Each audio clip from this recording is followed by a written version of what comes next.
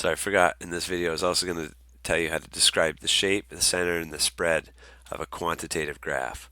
So you can do this same type of thing with a box plot too. With a histogram, the shape you would want to talk about whether it's left skewed, right skewed, or whether it's symmetrical. So left and right skew mean that you have some values that are just a couple values off to the right or a couple values off to the left. This is a little right skewed because of these values that are much higher than the typical values in the data set. So that's going to skew the mean a little to the right. The center of the data set appears to be right around here, but because of those outliers, that might move us over here.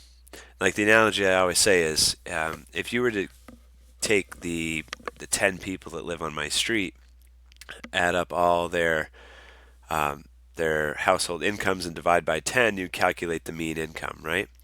But then if Donald Trump bought a house and moved onto our street, if you were to add up all 11 people now and then divide by 11, you're not getting a good representation of the typical salary. The mean has been heavily skewed, right? Because now the mean is going to be like something in the millions because um, lots of money there, right? So same thing with our charts. If we see a couple values that are quite a bit bigger, quite a bit smaller, that's a skew. And the direction of the skew is where those outliers are. So this is a right skewed graph. Slightly right skewed, I'd say. It's mostly symmetrical, except for a few outliers. If you didn't have that skew, let's say these bins weren't here, it would just look like this. The measure of the center, you'd want to calculate the mean and the median.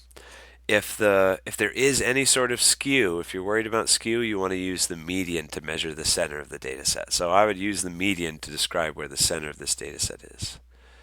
Okay, and then the spread, that's measured by the standard deviation. So you'd want to calculate that. The spread is you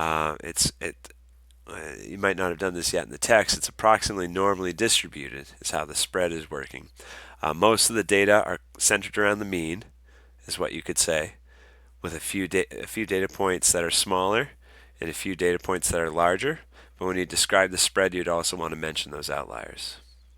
So the shape, it's somewhat right skewed. Otherwise, it's other than the outliers, it's pretty symmetrical. The center, we would use the median because there's a few outliers present to measure the center. The center appears somewhere around 80, 81.